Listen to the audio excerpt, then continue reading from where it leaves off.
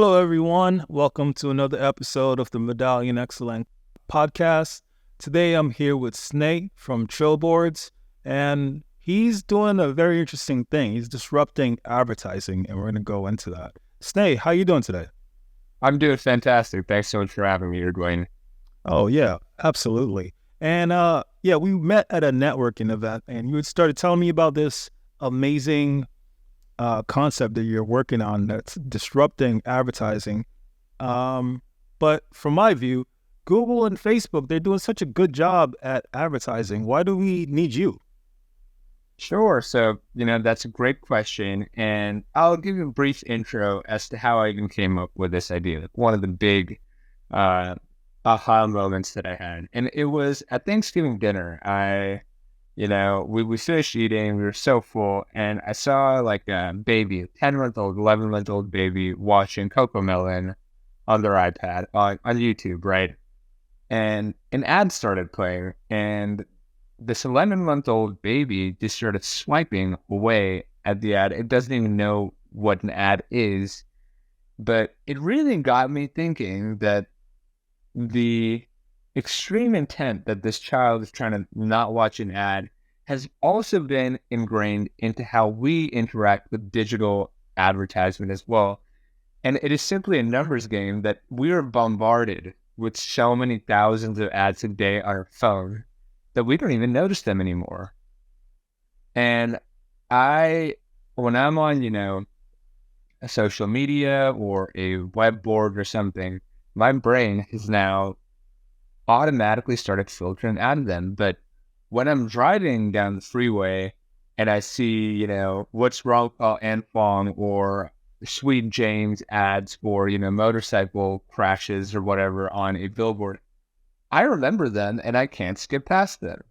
And it is a numbers game that right now, every single screen that we look at on our phones when we're going through, Facebook, Google, whatever owned entities, show us so many ads per minute that none of the ads are memorable. And that's exactly the pain point of advertisers too. Whenever I talk to advertisers about, what is your biggest struggle? One of the things that they bring up is, hey, we do, an awesome Google, Facebook ad campaign, and we get a report back that says you've reached 1.3 million people. And then they look at their bottom line of how many products were sold with that hyperlink, and it's $0. And that is frustrating because it really just seems like a black box, a black hole that you keep putting money into, but it doesn't have extreme tangible benefit unless you do something so disingenuous as to try to lock in attention for your product, even though it may be totally unrelated. And that is what is happening now, like with a lot more clickbaity and scam kinds of ads popping up, because it's really an impossible game to try to compete for attention in this way. And so that's what we're solving by making it so you have ads again in the real world that aren't skippable and are repurposed in a way that the ads are served through something that we all have. We all have TVs, right? But most of the time our TVs are just sitting off. Especially if I'm in a restaurant or bar or something and on off hours, the TVs are just off. And there's people in your community that have exciting things that they're working on, or a new business or restaurant they started that would want to show what they're all about on these TVs, right? So that's what we're doing. We're a marketplace that connects these two kinds of people. Someone with the TV and someone who wants to advertise something. Okay. All right. So I take your point. Like, we're in this world where we see so many advertisements that our minds just erase them and we don't even remember anything that we've seen. But aren't you providing a way for us to see even more advertisements? So what separates you in that regard? Sure. I think it's the number of ads that you see. I think the best way that I can describe this is like the conundrum that women would face on dating apps, for example, right? When they're on a dating app and they're inundated with 5,000 men trying to talk to them, they're actually unable to pick a single one.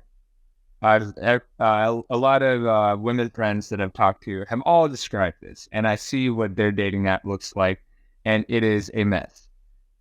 And just like that, when I'm on my phone and I see 5,000 ads for, say I'm just looking for a spatula or a scissor on Amazon, and I just see so many sponsored results, so many of the same things. It's really hard for me to pick sometimes, but if I'm walking down the street and I see an ad, and it's just one ad continually playing on that point that I'm looking at, I am going to be thinking about it longer. I think that there's a base threshold that you have to be able to see something before it registers in your memory, at least a few seconds. And the nature of advertisements on Instagram or Google is I see it for 1 second and then I swipe past it, right? And I don't think that makes an effective impression versus when I'm walking down the street, I'm buying groceries or something, and I see an ad. I'm much more likely to remember. In fact, I can remember if I walk down SF, just like on those bus stop advertisements, I can remember like the last 5 I've seen. Okay. Yeah, no, absolutely. Like I can't remember any ads, especially if it's not related to anything I'm interested in at the moment. But how do you control a person being able to see the same ad over and over again? Like what technology are you using to do that? So we don't do targeted ads. Right now, Google, YouTube, whatever, they do have targeted ads. But instead, what we want to do is open up the floor to the advertiser themselves to be able to pick any location that they want to show their ads in. And then we use the Google Heat Maps API with geofencing to be able to measure anonymous foot traffic and also capture signals about who walks through that area. So say I'm Nike, right? And I just released a new basketball shoe, right? What would be awesome for me is to put my ad around screens or billboards near a basketball park or a gym, right? And that way I know that, the intended customer that I want to attract is going to be coming around these areas. And we also have, QR codes and hyperlinks that are automatically appended onto your advertisement or video. So when you go to upload it, you're also prompted to enter a link and a QR code is generated. So that way you can also measure which of these campaigns and which locations are the most effective. So say you wanted to run it up again, you now have previous data for that. Oh, wow. So do you guys own like a bunch of billboards and you can target it based on geofencing? Or how exactly do you deploy these ads? Sure. So we don't own anything. We just own, our servers and code and stuff. It's the people that own these billboards and TVs that can sign up with our app and just connect it to their phone via AirPlay, Bluetooth, Google Cast, etc., and have the phone as a nexus of the content that's being served. So just like an Uber driver accepts or declines a ride, when you use your app, you are prompted to accept or decline a video ad, right? And if you accept it, then it just starts casting on the screen that it is requested to be cast on. Oh, so, okay. So we're doing Uber thing, and pretty much what you're describing is surge pricing, whereas if there's enough demand, then exactly the end user who's supplying these billboards and TVs, they can pick and choose which ad they choose to run. And what's kind of the financial benefits of that to the end user? It is so much cheaper for the advertiser to be able to do this than go through a media company like that. For example, the one that's our direct competitor right now would be someone like Ad Omni, right?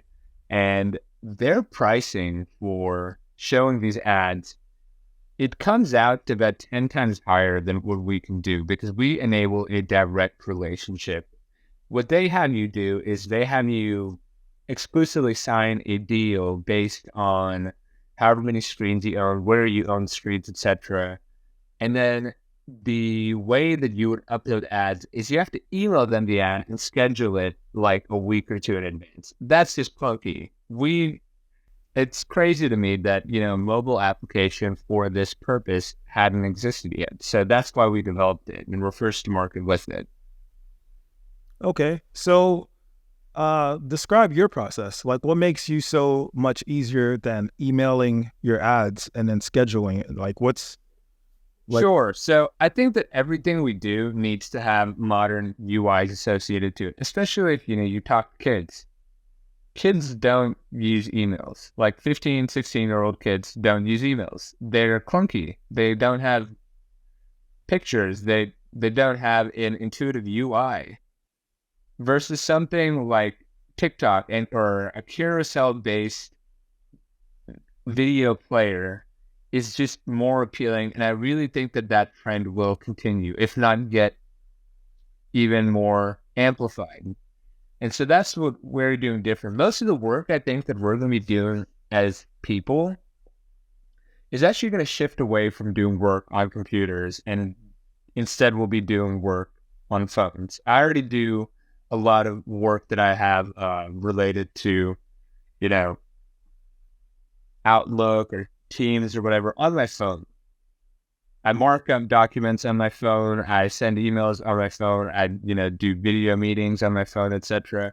And I think that instead of having a system that would have been good for 2012, like that email your video kind of thing, I think what we're doing differently is we're embracing the future.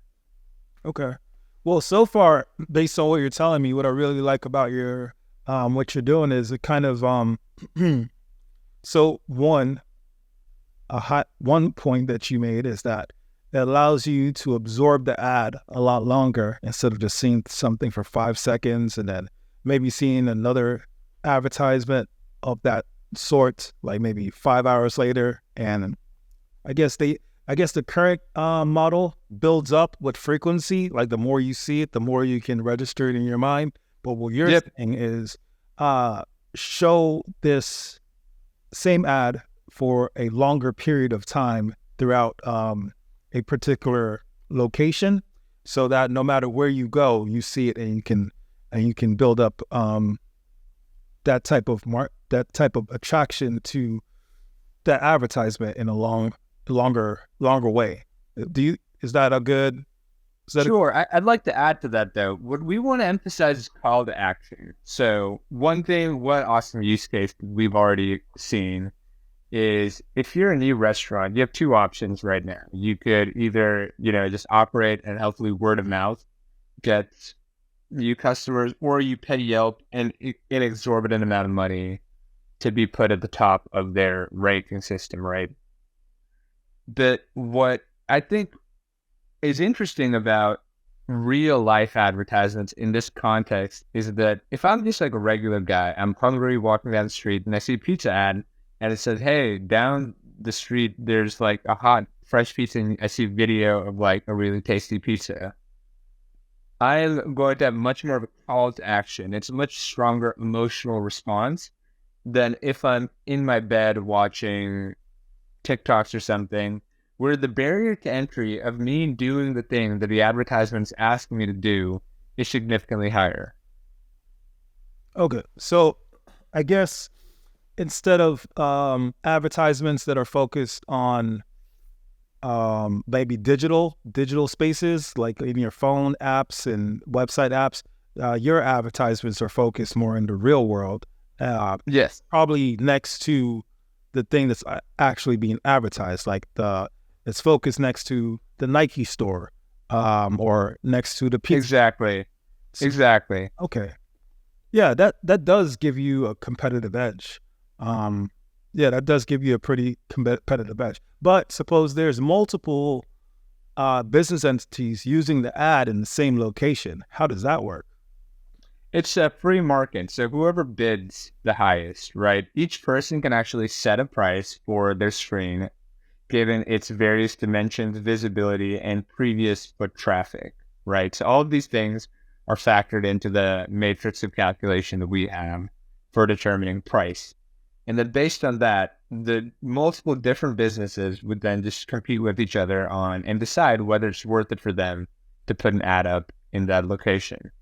It's I really believe in, these kinds of transactions being as close to the free market as possible. That's the beauty of, the world we live in the internet today. We shouldn't have to have, one person being better friends with someone and therefore getting preferential treatment. I think that what we want to be able to do is just have the best deal wins. Absolutely. And I guess in that realm, I'm a big fan of the decentralization aspect of it all, because I think you're kind of removing a lot of the market share from traditional advertisement companies such as maybe Facebook and Google, and you're kind of distributing that power to local businesses so they can have more control over who sees their advertisements and who's aware of their business. What do you think about that? Yeah, definitely. Eventually, like, this is something that once the infrastructure is there for it, and I'd even be open to moving to something like this, like a blockchain kind of application. So I definitely believe in decentralization too, and removing bloat as much as possible. Like, I don't want this to turn into a situation where there's too many middlemen that then again drive up the cost of doing that advertising. Because right now what I see is mom and pop shops don't actually advertise. It's things like Taco Bell or McDonald's or whatever that advertise the bulk of what they're trying to do. And it really actually like makes the overall culture and flavor of a city go down, because the only things we're seeing are just corporate entities continually bombarding us for the same thing. So that's what we want to be able to do in this decentralizing effort. It's to bring back that same community that actually drives that area, right? The actual artists, restaurant owners, product builders, etc., that actually live in that area.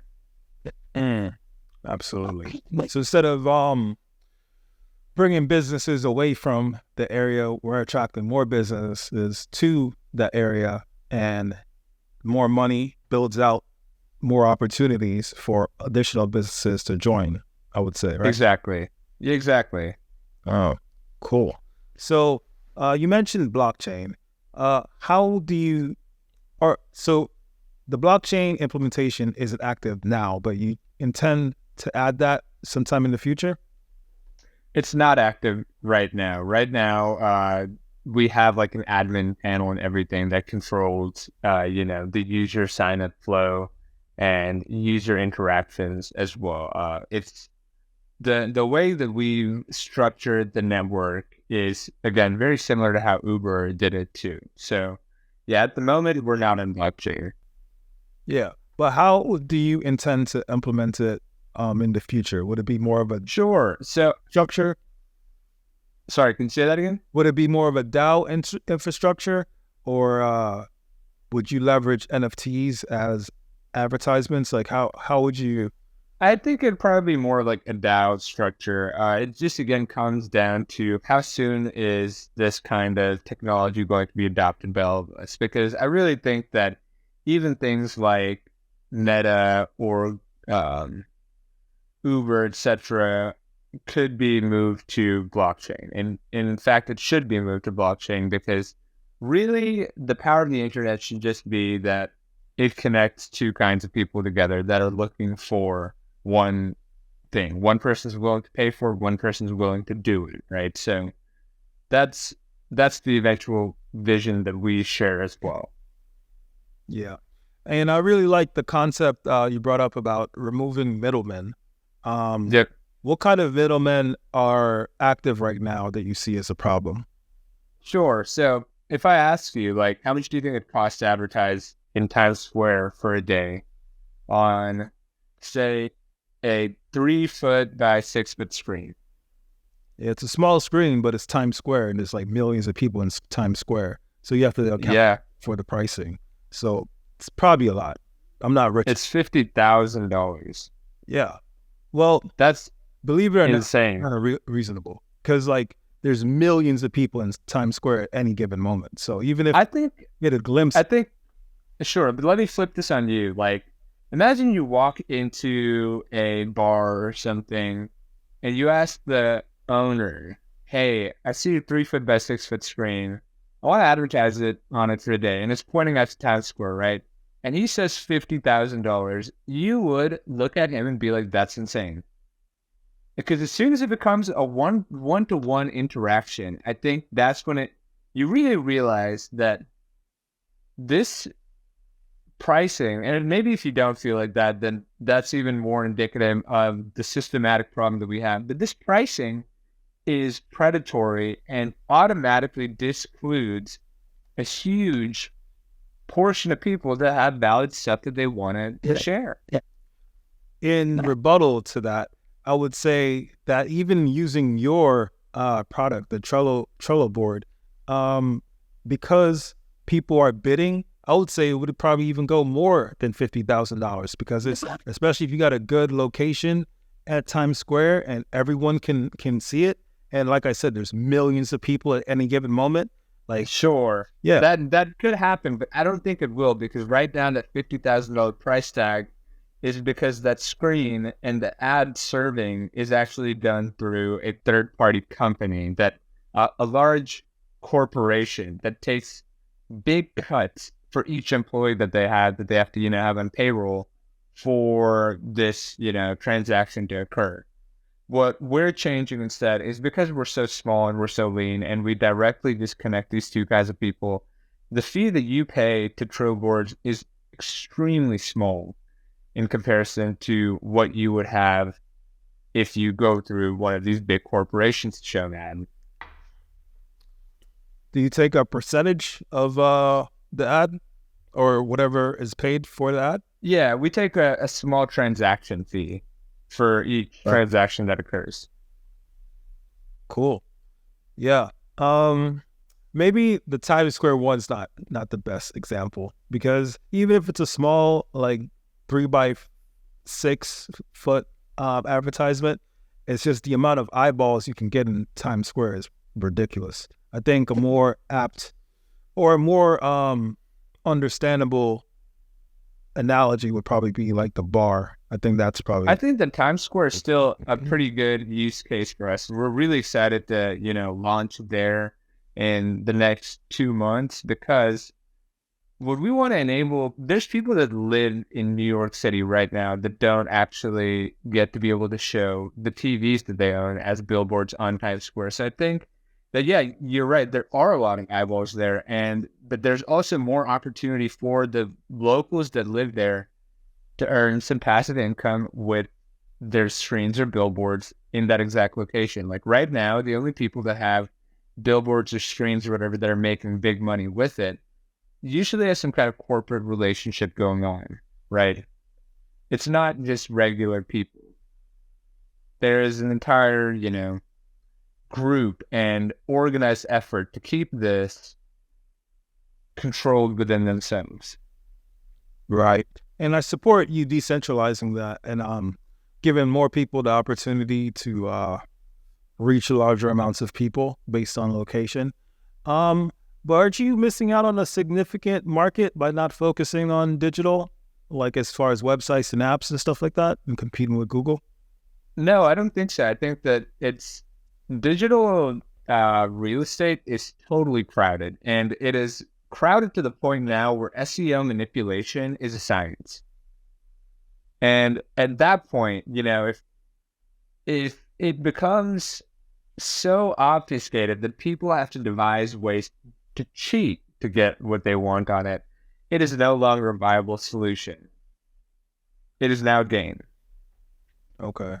And I guess your argument is that because I guess real world advertisement isn't as crowded, you're able to innovate in new ways in which you wouldn't be able to in the digital space. Exactly. And, there's a lot of limitations that the real world has that are just more human. I think first of all, like the idea of us looking at phones for this many hours a day it can't be good for us. It definitely isn't good for us, and it's frying, our dopamine day by day and making us in a state of permanent amnesia, even that I don't remember anything I see on my phone anymore because I just see too many things. My brain isn't ready to process this much information, and I actually feel so happy when I'm walking outside in the sun, seeing people, seeing things, because that's just like the natural state that my mind exists in. That's what I was born to do. And so I think that by making advertisements exist in a natural space, in a familiar space again, I think that will significantly enhance the experience for both sides. Man, that's an interesting take. I think one of the markets I see you doing really well in is plazas with multiple shops. Exactly. Yep. I think those will be probably prime real estate for you. And how do you intend on structuring this business as far as like will you be in multiple or let me ask this, what markets are you in now?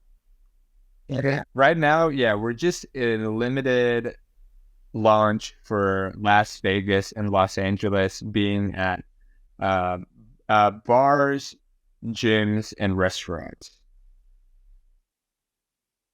The way I envision this to play out is that, just like you said, malls, like that plazas kinds of things, even billboard, any kind of digital screen that has the ability to connect to your phone, I think is going to be prime real estate for this. And the awesome thing about, a marketplace like this is that as we can utilize the network effect and more people join the network, it just becomes exponentially more valuable, because even as someone who owns a screen, if there's a million people versus 10 million people on this, the amount of jobs that I'm offered, it just drastically keeps going up and up and up as more people start using it, right? And as a user, my options for where I want to place my ad just keeps going up and up and up as more people sign up on the other side too, right? I think another aspect of your business that we haven't spoken too much about is just monetization, how businesses are able to bring in this as additional stream of income. How has that reaction been for your existing customers? Sure. So it's already been great. So like one of the customers that we have is an Indian restaurant in Brea, California. They just opened up, I think, in September of 2023, right? So what they've been doing is that in the shopping area that they're around, and they also have TVs, right? Like outside. And they've been showing ads being played on these screens, and they're generating income from that already. So on off hours, when people are just walking by and they're not really making a lot of money from serving food, they're still able to earn some kind of income just by utilizing something that they already own. Yeah, that has to be huge. That has to be huge because, already they have their established business and that generates however much money generates, but having that additional layer of income has to help out in some. Oh, totally. And the restaurant business is very difficult too. The margins and overhead, it's a tough business to compete in. 4 and 5 restaurants close within the first year. And so I think any help that these kinds of businesses, gyms, bars, restaurants, etc., can get is very helpful to them. Because as long as their bottom line, even if it's just slightly ahead, it can mean going to the next month and continuing. Yeah, absolutely. And how much, give me an idea of what's the range currently that you're seeing?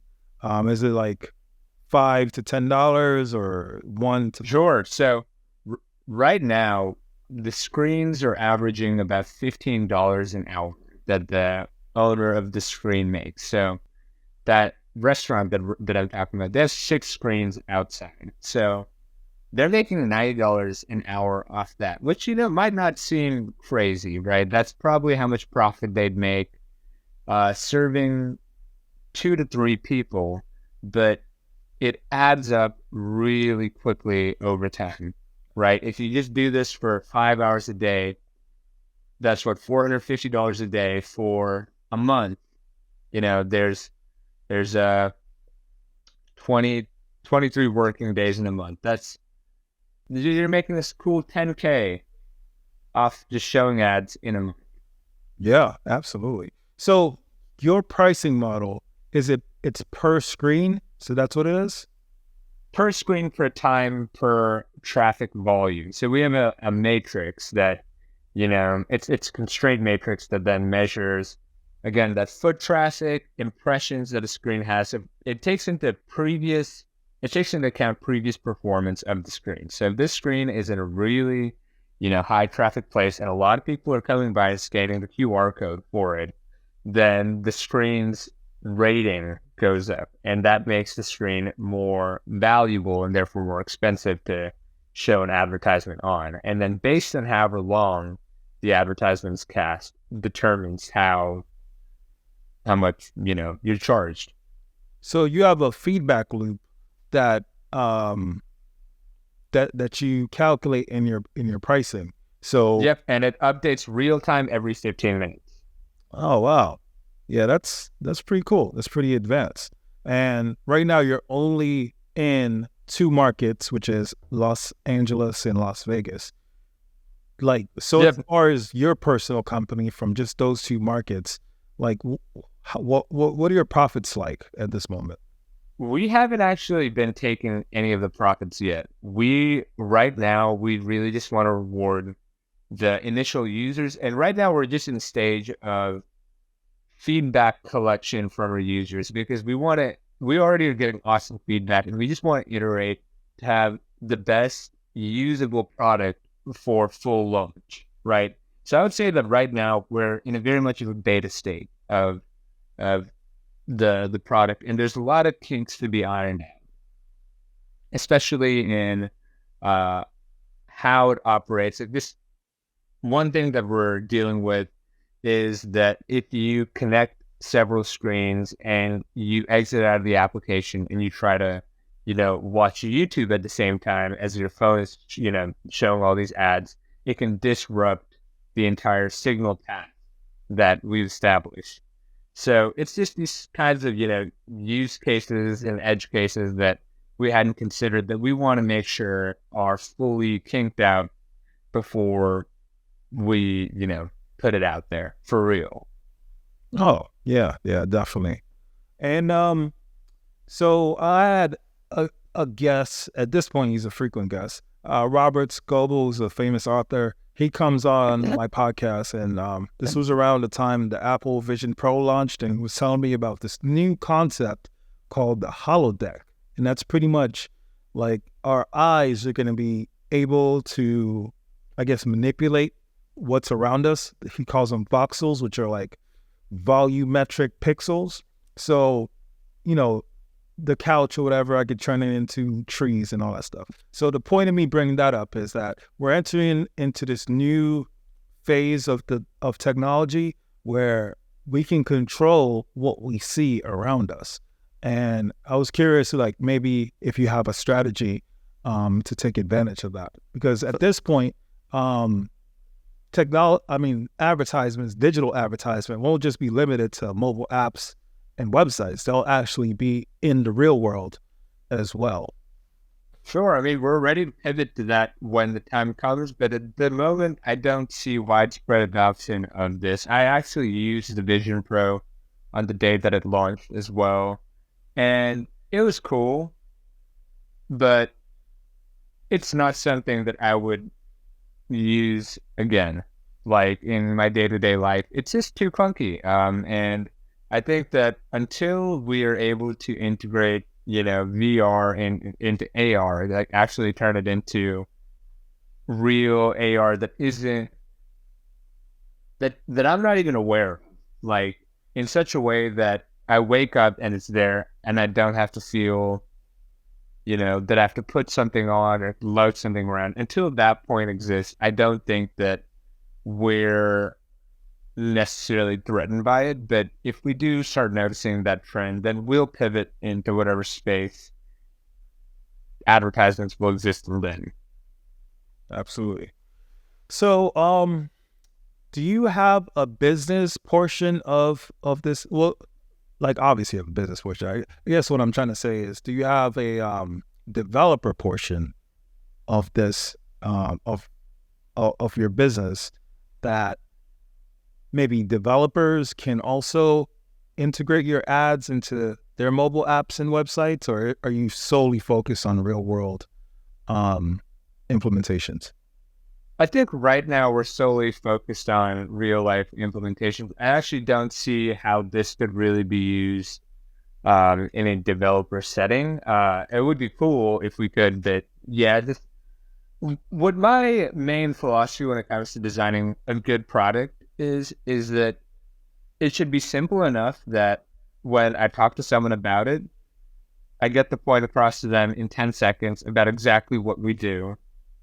And to only do that one thing and to do it well. I think that the trap a lot of companies fall into that kind of turns them from being really nimble and interesting products to, Yahoo.com is that they just try doing too many things, and the brand of what they are ends up becoming confusing. And what I mean by this is, when I think of Nike, or when you think of Nike, you immediately see swoosh and you automatically associate it to sport and running and, fitness, whatever.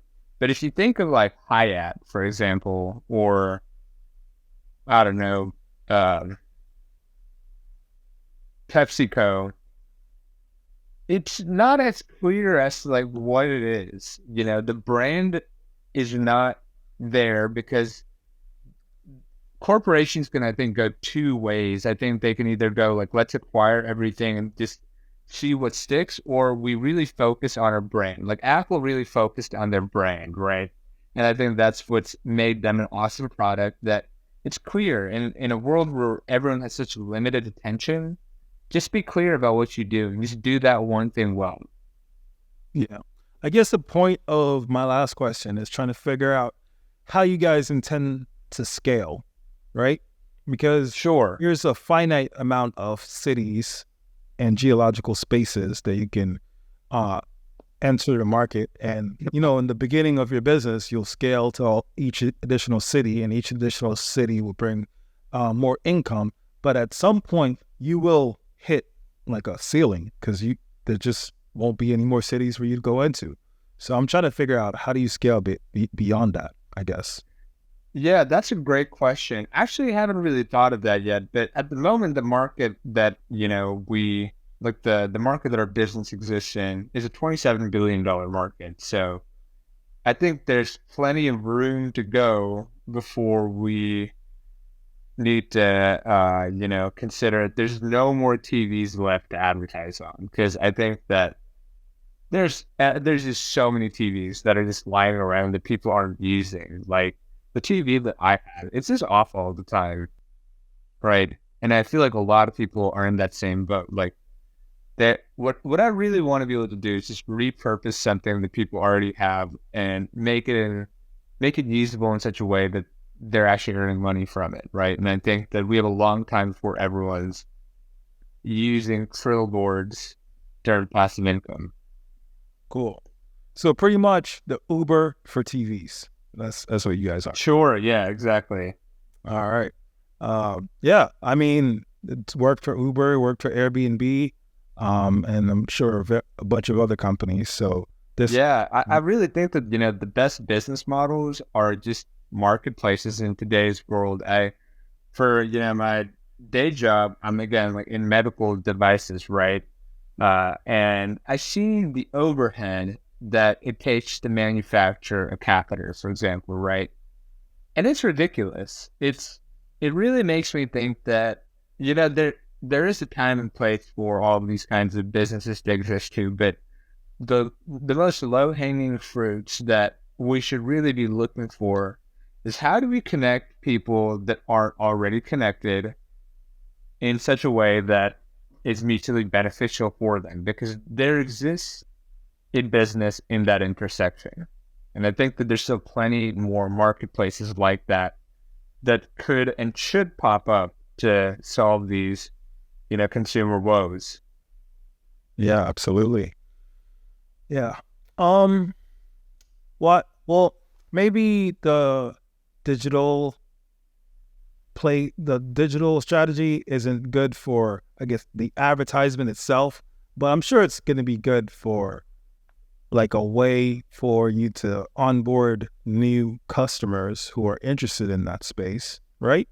So what interface are you using to reach those customers? Is it just mobile phone?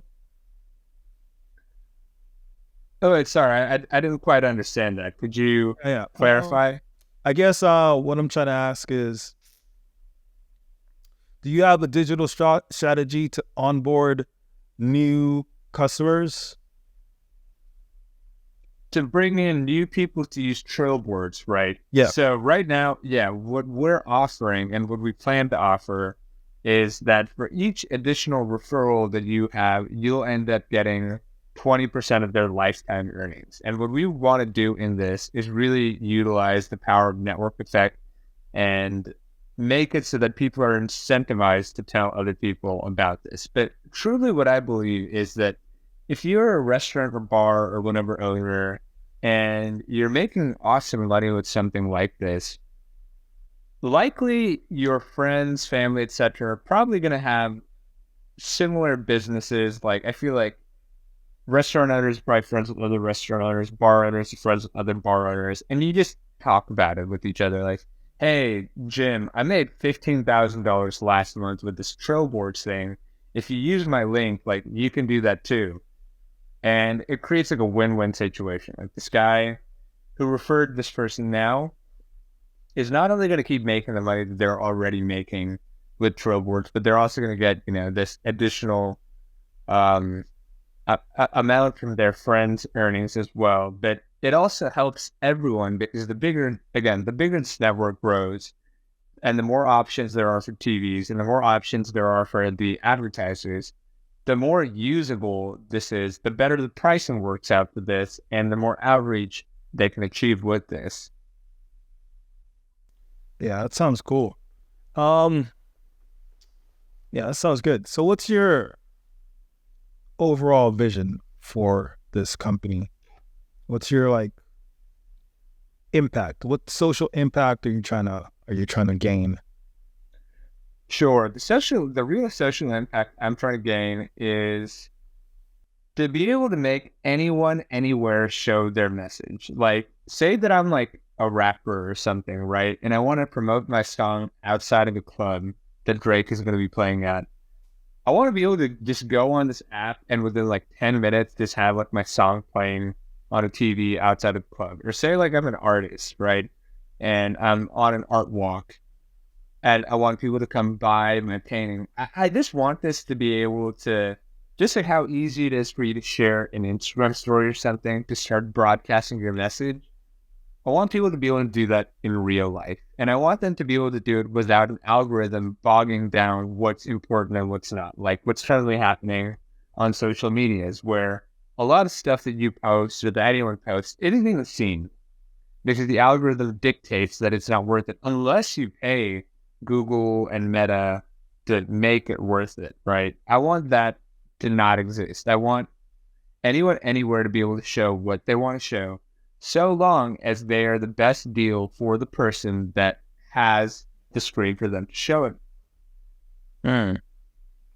All right. And that's where the marketplace comes in. Exactly. The Dutch auction, I think it's called, right? Exactly. Yeah. Yeah. No need for an algorithm or, implicit motivation to make it pay to play. I just want it to be a direct relationship between these two kinds of people and make it really easy. Like the main goal that we have actually that we're iterating on right now with our dev team is we want to make it so that you can sign up, add your screens, and start earning money within 10 minutes. Right. because I think that people are discouraged by anything that takes them longer than 10 minutes to see the results. And by making, like, even for an ad, like someone who wants to advertise something, by making it so easy that you sign up, upload your video and your link, and pick a screen, and boom, you're already on that TV in 10 minutes. I think that that's what will make us successful. Cool. So I guess I missed, or it just didn't register early in our conversation, where you can actually pick your screen from where you want to advertise on. Yeah, exactly. So it pops up a map, right? And the map even has the foot traffic and intensity of activity going on there. And so you zoom in, then you see all of the screens that are available in that certain region. And then you click on the screen and you send your ad to there, and you're then notified if the person accepts or declines the ad, right? Or you can just pick like a random region as well. Like, say you want to cast you just want to do the first available screen that's, bigger than 3 foot by 5 foot, right? Then it gets cast to all the people there. And I guess whoever accepted first would then be given that job, right? Just like how in Uber, as a driver, if you accept the ride, you get it first, right? Yeah. So do you guys do any moderation on what? Exactly. Yep. Yeah. So we are currently doing manual moderation for everything that is shown, which is not scalable, right? So that's another place that we want to be able to implement AI into, to be able to do content moderation by detecting things like violence, pornography, anything against content guidelines, right?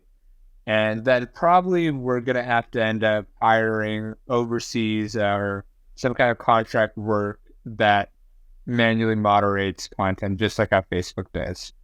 Oh, okay. All right. Yeah, that sounds good.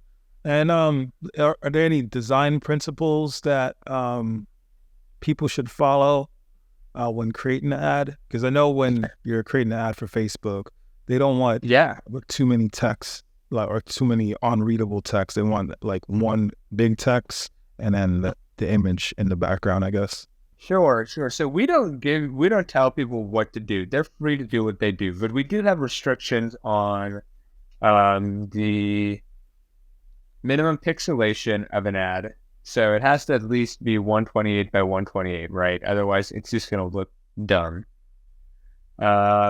We also have a maximum video length of 30 seconds, and I think there's like 250 megabyte upload limit. That could be subject to change. It's just right now to be able to balance our EC2 loads. We don't want to have like too heavy of movements going on within all of the operations that we have. And then, you just have to pass content guidelines. But as to what you upload and when you upload it, you're free to do that however you want. The results you then have are yours, right?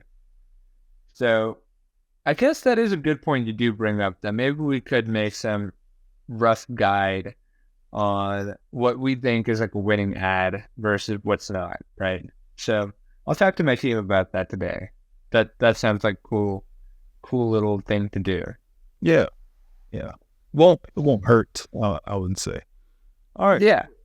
So, what cities are next? Where should people look out for you? Sure. So San Francisco and New York. That's going to be our next limited launch. Yeah. Then after that, we're hoping to just go fully public with it. And when do you expect to do that? Within the next 2 months. 2 months. Wow. And so what are your investors like? And are you guys going to IPO soon or what? Oh, no, we're still pre-seed. Okay. So, yeah. My co-founder and I have been bootstrapping this as much as we can. In fact, we haven't accepted the checks yet, just because we want to, remain cognizant of what we own. And we're not in a position where we really need funding yet. I think that we're going to be ready to take in the checks once we hit a certain mass of users that we're going to need to have sustaining kinds of engineers on the team. Right. Yeah, and it's probably smart. And so since you're having these conversations, what do you look like? I mean, what do you look for when you're, I guess, figuring out which investors to work for or work with? Sure. So right now, it's just mostly been people who have mentored and advised me that have also started up previously, right, and exited. One of them is one of the founders of TED, if you know what that is, like the education software. And yeah, not TED Talk, but TED like Blackboard. So what universities and high schools use to post assignments, right, or midterms or grades, right? It's a portal of that sort. It did pretty well, and he exited for a very respectable amount. So, um, we've just been, looking for people like that right now because we also get really good advice from them and mentorship on what to do and how to do it. But I guess in the future we'd open up to any sorts of, mutually beneficial and educated people in this space to invest and advise us on this. Yeah, that's smart. It's probably the way to go. For sure. Yep. So what's your thoughts on the current marketing landscape ran by Meta, Google, and the rest of them? I think it's good for what it does. I actually think that, especially in the last year or two, it's become much more engaging their ads have gone from something that I wouldn't even notice to maybe I'll notice some sometimes because again, that periodicity thing you mentioned is I'm starting to notice it a lot more, but I'm also noticing that there's a lot more scammy and a lot more clickbait kind of content that is irrelevant to the ad being shown. And I think that as a consumer, my call to action is actually still really low for all of these things because I don't feel able to engage with something like this. Like I'll see like say a new kickboxing gym opened ad right on Meta or on Google. But I'm in my apartment. I am in no position to go sign up for this, and I won't go sign up for it as a result. And by the time I might even see that gym, I've already forgotten about it. So I think what it's good for is like posting e-commerce links, right? Like say I'm looking for,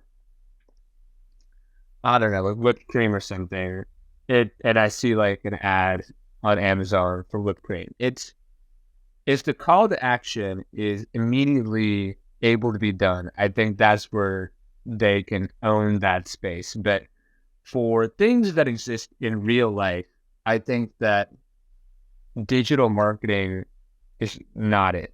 And that's exactly what we're solving. Yeah. Yeah. That's interesting. So I would like personally, my personal opinion is I would need to see one of these things in action to see whether or not it's more engaging or not, which is probably the point of how you would figure out what's better, digital marketing or real world marketing. Because yeah, I definitely see a lot of, like when you're driving into San Francisco, there's a lot of billboards and stuff. Yep.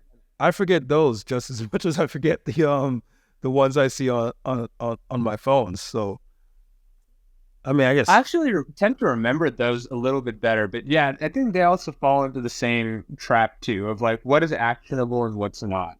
And I think that a good marketer will know how to really appeal to ethos, like someone's emotion, so that whatever they're looking for is immediately actionable. Like I think digital marketing can work. Like say I'm in my apartment and it's really dirty and I get an ad like, hey, click this link right now to book cleaners for tomorrow. Right? That is something that's immediately actionable and is much likely to be used versus something that's like, hey, we're a new kickboxing gym, come sign up. That's like too much of a commitment that people will not want to go for, right? Or like, hey, I'm a restaurant, come in and eat at my place today. It's like, I'm in my house. I'm not going to go do that right now. I think it's what needs to be understood in the marketing landscape is proximity based actions that people can take and how to use emotional triggers to cause these things to unfold. Right. Proximity-based marketing actions. Yeah. Yeah. Right. Like if I'm driving into SF and I see, say I'm even like a CEO or something, right, of like a big corp, and I see like an ad for some Salesforce kind of thing or Okta or I don't know, some enterprise AI. Another problem that I also see is that the billboards don't really tell me exactly what they do. They'll just like have some like slogan or witty phrase on it, but it doesn't, give me an emotional response or call to action. I think that's the issue that's going on in marketing right now. I think what you should recognize is you have about 5 seconds of someone's attention, if not less, before they're checked out. So in that 5 seconds, immediately let them know what you do and how you can help them. And if you can just do those things, then you've won. And you created an actionable thing that someone could follow, right? Yeah. Well, I'll tell you this much. There's a perception with real world billboards that there's not with digital ads. And that perception is that, if you have your company on a billboard outside, then it must cost more, right? Oh, exactly, for sure. Yeah. Than if you just see it on a mobile ad and you're like, oh, I see this all the time. So it's from a perception point of view, it's cheaper, right? So I guess that's true too. Yeah, you do appeal to authority by having those kinds of ads up there too. And that's, I guess, what we want to capitalize on too. Yeah, absolutely. Yeah, so that's pretty good, man. Are there any big names advertising with you just yet, or are you in the? No, but what we're hoping for is, and then what we like someone that we've already begun talking to is the West Coast local manager for Buffalo Wild Wings, right? This would be a huge partnership for us to have because Buffalo Wild Wings has tons of TVs. But again, like what we really need to be able to solve in this before we can pursue that is being able to keep whatever sports you're playing, whatever channel's playing, and then only flip the advertisement once the advertisement plays. So that is something that, we're working with the developers to figure out how to do. Wait, so are you saying that, like, if you're watching TV and let's say one of your bar clients, they have like a big sports game on, that when that sports game goes to an advertisement, that instead of playing the advertisement that comes with the TV, that it plays your advertisements? Exactly. And you earn, as the bar owner, then you actually earn money with that advertisement instead. That's the real goal that we have in all of this. Like we want, because no bar owner wants to just be showing ads on their bar TV all the time. That ruins the experience for the people that attend the bar, right? But instead, if they could keep what they're showing, and which is going to play an ad, but they will make money from the ad by changing the channel to TrillBoards, I think that makes it way more attractive. Oh, wow. And I guess because of the geofencing API, you can count how many different phones are in that particular vicinity to... Oh, not only that, you can also tell like trends and behaviors of phones as well. You don't have names or anything, it's anonymous signals, but there's a lot of cool data you can discern from these little signals that your phones send off. Oh, wow. But back to changing the advertisement on TVs, like that sounds like it might get you in some trouble, right? Because like For sure. the people who are paying for the advertisements on the sports channels, they're paying the sports channels because... Hey, maybe they should pay us instead then. Yeah, but they're not. So I think that might... you might Yeah, I mean, that's on the sports channel. And then like at this moment, the reason that I'm pursuing this is if I'm watching TV, I'm allowed to change the channel and ad plays. Who says that I can't? So why is it like illegal if it's done in an automated fashion? It's just changing the channel. Yeah. Yeah, I mean that's definitely a good point. Yeah, it's a good point, but I guess I'm kind of wrestling with it ethically because those advertisements, they paid the sports channel to show their advertisements on that channel. If you're hijacking it, then you're kind of like making their investment worthless. Oh, sure. That is very true. But it is what we believe in. Okay. No, I don't have any moral complaints about that. Like you guys, like I love disruption. I love that you're disrupting traditional advertisement in that way. It's just a point I'm just bringing up because Oh, you're totally right. And, our startup advisors and all of that, they've told us that we're probably going to get sued for this, but we're ready for that. cool. Well, I look forward to it. I look forward to the battle. Hopefully, it's a big battle. Because, I think that us getting put in that limelight will bring clarity to the whole traditional advertising that's going on. Like that sports network is making way too much money already off of not only the athletes and the sports that are going on, but also the people that are paying for the ads. So we need to decentralize that a bit. It's only right. Yeah. Yeah, absolutely. Yeah, that sounds like a pretty interesting idea. So just to recap, TrillBoards is a real world advertisement company that focuses on leveraging billboards and TVs in a marketplace specific, I guess, strategy that allows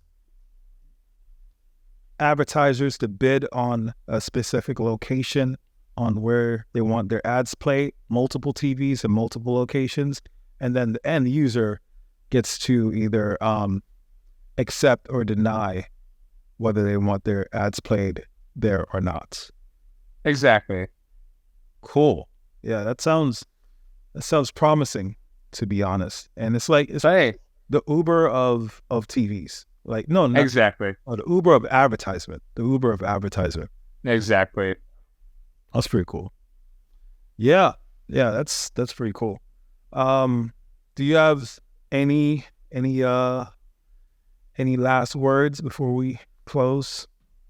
I just want to say thanks for having me on this. It's been a pleasure to talk to you, and I always come away with good insight for my own process by talking about it with other people. So that thing that you mentioned about maybe having some guidelines or recommendations for celebrating an ad. I think that is something that I definitely want to start implementing today. So thank you, Dwayne, for this awesome conversation. And yeah, Cool.